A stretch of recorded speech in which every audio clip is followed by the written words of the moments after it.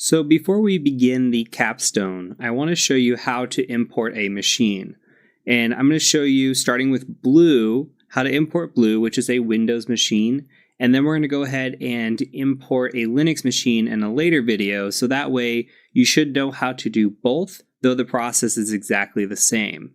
So for Blue, what we're going to do is we're going to come into VMware here, and I'm going to show you VirtualBox as well.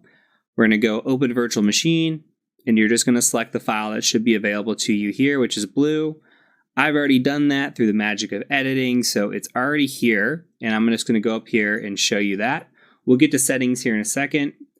For VirtualBox, same exact process. I'm going to go ahead and just go to Import. I'm just going to paste the location in here. You can also use this to go find your file. And I'm going to hit Next and Import.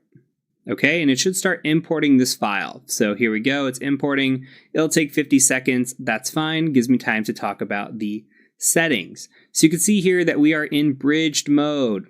Okay, we don't want to be in bridge mode. Let's go ahead and edit this. Go to bridged, and we're going to turn this into actually just NAT. Now you can choose how much memory you want to use here. Mine's set to 4 gigs, that's fine. I've got a lot of RAM. If you do not, then go ahead and maybe turn this down to 2 gigs would be absolutely fine. Okay, so I'm going to hit OK here. Now, I'm going to power on this virtual machine, and then we're going to wait for the other one to finish importing, which it has. So here, while we're waiting on this, go ahead and go to Settings, and you're going to want to do the same thing. So Network, no bridge, don't do bridge. We're going to do NAT, okay?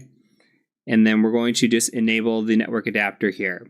So you should have your NAT network set up. Remember that when you did that originally with our settings. If you need to, you can go back to Tools, you can go to Preferences, come in your network, make sure your NAT network is set up.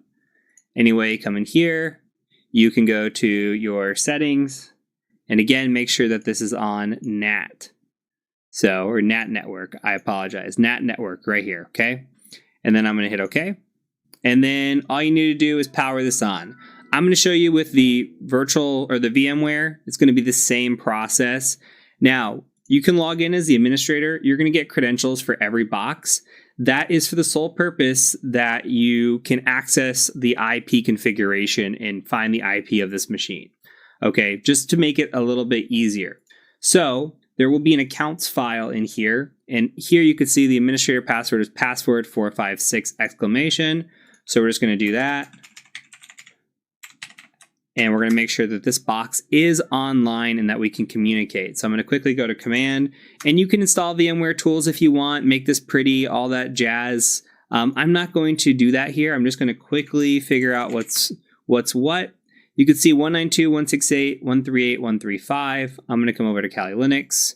I've got a scan that we did for 134 up, but that's okay. I'm just going to ping 192.168.138.135. Okay, and you can see I'm getting a response back.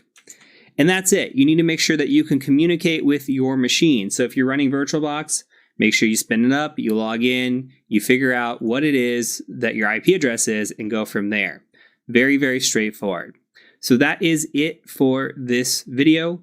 Go ahead and attempt to attack Blue. See if you can figure out what the deal is and where you can go and how you can exploit it, and meet me in the next video once you've attempted it to see if you were able to successfully root or system this machine. Thank you.